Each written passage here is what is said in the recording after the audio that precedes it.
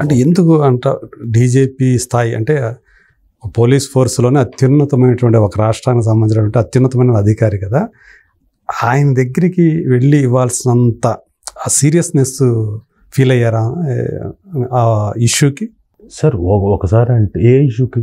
మీరు ఏదైతే అక్కడ అడ్రస్ చేశారో, ఆయనకి ఏదైతే కంప్లైంట్ ఇచ్చారో ప్రధానంగా దీని గురించే కదా? అవును, అంటే ఒకటి కాదు, చాలా జరుగుతూ వచ్చాయి. We can not say one incident, number of factors మీద జరుగుతూ వచ్చాయి for over the period of time, over the years. Okay, ఇప్పుడన్నా రియాక్ట్ అవ్వకపోతే ఎలా? మొన్న ఒక ఇన్సిడెంట్ జరిగింది, అది చిన్నపిల్లని పట్టుకొని హేళన చేసి, సో సాయి ధరమ్ తేజ్ కానీ మనోజ్ కానీ ఇద్దరు ట్యాగ్ చేశారు సీఎం గారిని. సో సీఎం గారు రెస్పాండ్ అయ్యారు. So we thought it was an right time, ఇంకా మన వైపు నుంచి కూడా రిప్రజెంట్ చేస్తే ఇంకా ఫాస్ట్గా అవుతుందని. ప్రణీత్ అని అతను ఎవరైతే ఉన్నాడో అతను అది టైం అనుకొని చెప్పేసి మేము రిప్రజెంట్ చేసాం. ఇప్పుడు కూడా మనం చేయకపోతే ఇంకెప్పుడు పట్టించుకోరు.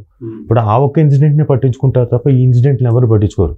సో మా రిప్రజెంటేషన్ కూడా బాగుంటుంది ఇస్తే, ఎందుకంటే చాలా మంది పబ్లిక్ ఫిగర్స్, ఇప్పుడు యాక్టర్స్ మీద పొలిటీషియన్స్ మీద ఎక్కువ ఉంటుంది కదా. ఇప్పుడు అంటే వీళ్ళంతా పబ్లిక్ డొమైన్ లో ఉండేవాళ్ళు కాబట్టి వాళ్ళని ఎక్కువగా టార్గెట్ చేస్తారు.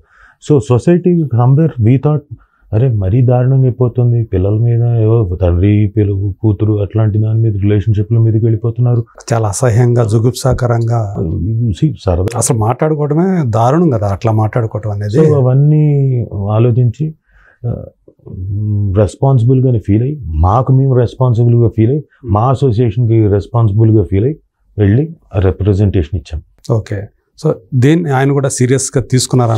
తీసుకున్నాడు. ఓకే, సీరియస్గా తీసుకొని ఉన్న 5-10 నిమిషాల్లో వెంటనే was writing copy to commissioner గారికి కలమని కాపీ పంపించారు. ప్రాబబ్లీ త్వరలో కోఆర్డినేషన్ కమిటీ, ఎందుకంటే ఇది ఒక రోజులో సమస్య కాదు. నాకు అదే ఎలక్ట్రానిక్ మీడియా గురించి, ఈ మీడియం గురించి తెలిస్తే వింటే ఇది never ending story. Digital media అనేది అవును, ఇది పెద్ద సముద్రం అండి, మీరు ఏమీ చేయలేరు. మీరు ఎక్కడ ఉన్నారు అసలు, ఈ సర్వర్లు ఎక్కడ ఉంటాయో కూడా మనకి అసలు పట్టుకోలేని పరిస్థితి, ఏమీ చేయలేరండి. మీరు ఈ రోజున 10 గనక స్ట్రైక్ చేస్తే రేపు పొద్దున 100 పుట్టుకొస్తాయి. అంటే సరే 100 పుట్టుకు రావచ్చు కరెక్టే, కానీ ఎక్కడో చోట మొదలు పెడితే మిగతా వాళ్ళు కనీసం ఒక కన్సైన్స్, వాళ్ళకు ఒక కన్సైన్స్ ఏర్పడుతుంది కదా. అవును, రేపు మనం కూడా ఇది పద్ధతి కాదేమో, మనం చేసింది కూడా తప్పేమో, ఇలాంటివి చేయకూడదేమో అన్న చిన్న కన్సైన్స్ ఏర్పడుతుందన్న ఉద్దేశం. అండ్ అందులో ఆ రోజే మేము రిక్వెస్ట్ చేసాం కూడా, ఏదో సీరియస్గా ఒక వార్నింగ్ ఇవ్వడం కాదు సార్, మీరు ఎవరైనా ఉంటే దయచేసి అలాంటిది ఏదైనా ఉంటే పెట్టుంటే తీసేయండి, కనపడకుండా తీసేయండి, గొడవ ఇక్కడతో సమసిపోతుంది. లేదు మేము ఇలాగే ఇంకోటి కమెంట్ చేస్తాము, మీరెవరు అంటే ఎలాగో వినతి పత్రం ఇచ్చాం కాబట్టి అవి సీరియస్ యాక్షన్స్కి వెళ్తాయి అని చెప్పాం. అదే, సో మీరు అన్నట్టు యూట్యూబ్ ఛానల్స్ అనేవి చెప్పాలంటే పుట్టగొడుగుల్లో పుట్టుకొచ్చినవి కొన్ని ఉన్నాయి, ఏది ట్రోలింగ్స్ మీద ఆధారపడి నడిచేవి. నేను అంటాను అందరి మీద కాగుతాయి కదా. ఇప్పుడు మీరు పెట్టింది కూడా ఎవరైతే అభ్యంతరకరంగా ట్రోల్ చేస్తున్నారో, మా ఫోటో మార్ఫింగ్ చేసి, ఇమేజెస్ మార్ఫింగ్ చేసి వాళ్ళ కంటెంట్కి అవి వాడుకుంటున్నారు. అదే ఆడవాళ్ళకి ఎక్కువైంది. అవును, మగవాళ్ళకి కూడా ఏం తక్కువ లేదు, వాళ్ళకే ఎక్కువైంది. అనవసరంగా ఒక్కొక్క హీరోయిన్ ఎందుకు ట్రోల్ చేస్తున్నారో తెలియదు. ఒక సినిమాకి అది ఎఫెక్ట్ అయిపోతుంది, ఆ ట్రోల్ కాస్త ఒక హీరో మీద ట్రోల్ కాస్త ఆ సినిమాకి ఎఫెక్ట్ అయ్యి బాగున్న సినిమా కూడా రావాల్సిన ఆశించినంత ఆడకపోవడం, ఇంకోటి అకారణంగా ఇంకో సినిమా మీదకి ట్రోల్ చేయడం, ఏదో ఆగిపోయింది సినిమా అని చెప్పేసి ఇట్లా జరుగుతున్నాయి.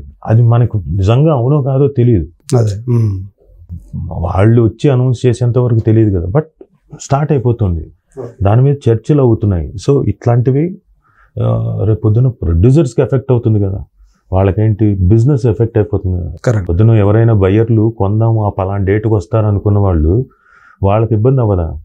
సరే మీకేంటి సంబంధం, మీరు మూవీ ఆర్టిస్ట్ అసోసియేషన్ కదా, వాళ్ళ తరఫు మీరు ఎందుకు అనొచ్చు, కానీ నేను ఒక ఆర్టిస్ట్ని కదా. సో ఇప్పుడు రేపు పొద్దున్న ప్రొడ్యూసర్కి ఏమైనా ఇబ్బంది అయిందని మాకు కూడా బాధ అనిపిస్తుంది కదా.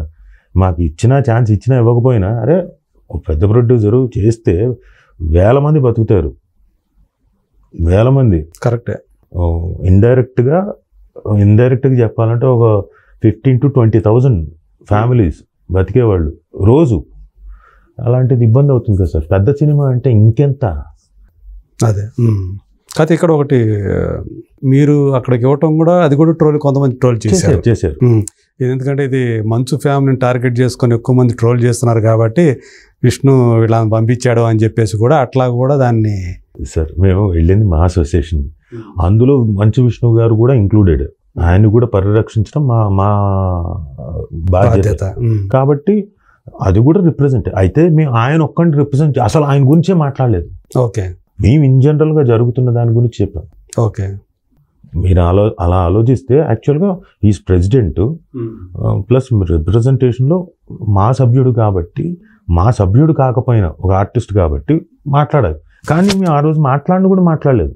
ఓకే, సో ఎవరు మీ గురించి వ్యక్తిగతంగా అయితే ఎవరి గురించి నో కంప్లైంట్ లాగా చేయలేదు. నో, ఓన్లీ థింగ్స్ ఎక్కడైతే కొన్ని ఉన్నాయో, కొంతమంది యాక్టర్స్, లేడీ యాక్టర్స్ గురించి, కొంతమంది క్యారెక్టర్ యాక్టర్స్ గురించి మాట్లాడారు, వాళ్ళ గురించి. మిగతా ఉంది చూడండి, వ్యక్తిగతం అన్నారు చూడండి, ఆయనంతకు ఆయన వేరే రిప్రజెంటేషన్ ఇచ్చుకున్నాడు. ఓకే, అది వేరు. విష్ణు గారు కూడా ఇచ్చుకున్నారా? ఓకే, ఇక్కడ మళ్ళీ ఏంటంటే ఈ యాక్టర్ల మీద ఏది మీమ్లు చేయాలన్నా మళ్ళీ ఏ బ్రహ్మానందం గారిని ఉపయోగించుకోవటం ఎక్కువగా ఆయనే కదా. ఆయన విష్ణు కూడా ఆ విషయం చెప్పారు, బ్రహ్మానందం గారు నాతో బాధపడ్డారు ఇట్లా చెప్పుకొని ఇలా జరుగుతుందని చెప్పేసి. ఆయన ఒక మేమర్స్కి ఒక కొంగు బంగారం లాంటి వ్యక్తి అయిపోయాడు ఆయన. ఆయన సినిమాల్లో ఎంత హాస్య బ్రహ్మ, ఎంత సూపర్ అంతకు రెండింతలు మేమ్స్ మీద వచ్చింది ఆయన. మేమ్స్, అవును. సో వ్యక్తిగతంగా మీరు కూడా ఎప్పుడో ఒక సందర్భంలో ఈ ట్రోలింగ్కి గురైన వాళ్ళే కదా. మిమ్మల్ని అట్లా బాధ పెట్టింది ఎప్పుడన్నా ఉందా బాగా మిమ్మల్ని? నా మ్యారేజ్ గురించి అన్నప్పుడు, డివోర్స్ అన్న దాని మీద ఆస్పెక్ట్ వచ్చినప్పుడు కొంత బాధ అనిపించేది. అంటే మరీ ఎక్కువ కాదు. ఇదేంటిది ఒకళ్ళు బట్టి ఇంకోళ్ళు బట్టి అసలు ఏం తెలియకుండా ఇంకోళ్ళు రాజేస్తున్నారు ఏంటి. సరే మనం మాట్లాడితే మళ్ళీ ఇబ్బంది అవుతుందిలే అనుకొని మాట్లాడలేదు ఆ టైంలో. ఓకే, తర్వాత ఇంకా ఏదో ఆస్పెక్ట్స్లో డాటర్ గురించి మాట్లాడినప్పుడు కొంచెం బాధ అనిపించింది. ఏం సంబంధం లేదు, ఇండస్ట్రీకి సంబంధం లేదు, ఇంకోటి సంబంధం, యాక్టర్స్ కాదు, పబ్లిక్ డొమైన్లో లేదు, ఇంకోటి కాదు.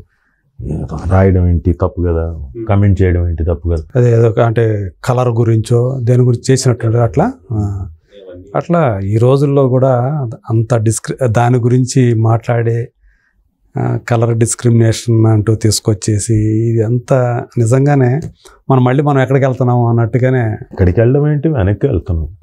ఓ పక్క సైన్స్, ఈ టెక్నాలజీ ఇది ముందుకెళ్తూ ఉంటే టెక్నాలజీ పరంగా, భావాల పరంగా మనుషులు ఎంత వెళ్తున్నాం. సైన్స్ ఇంకోటి అవన్నీ పక్కన పెట్టండి సార్, సంస్కారం సార్, సంస్కారం.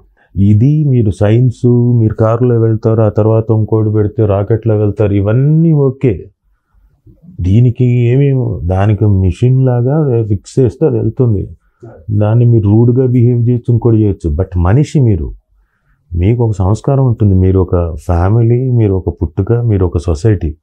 ఈ సొసైటీలో పెరిగిన వాళ్ళకి ఒక సంస్కారం ఉంటుంది. అది మర్చిపోతే ఎలా? అదే నేను అంటుంది. అంటే టెక్నాలజీ పరంగా ముందుకు వెళ్తుంటే సంస్కార పరంగా వెనక్కి వెళ్తున్నాం. సో అట్లా అంటే అది యాక్చువల్గా మంచికి ఉపయోగపడాల్సిన ఏదైతే టెక్నాలజీ ఉందో కొంతమంది దాన్ని ఎలా ఉపయోగించుకోవటం, అది మాబ్ సైకాలజీ అంటాం. ఒకడు రాయేస్తే 100 మంది రాళ్ళేస్తారు. అలాగే మీరు కమెంట్స్ చూడండి, ఒకళ్ళు కమెంట్ చేస్తే 100 మంది అలాంటి కమెంట్లే ఉంటాయి. అవును, అది మాబ్ సైకాలజీ. అందుకని కొంతమంది అసలు మేము కామెంట్లను చూడటం మానేసామని చెప్తారు, అసలు పట్టించుకోమని చెప్తారు. మేము కూడా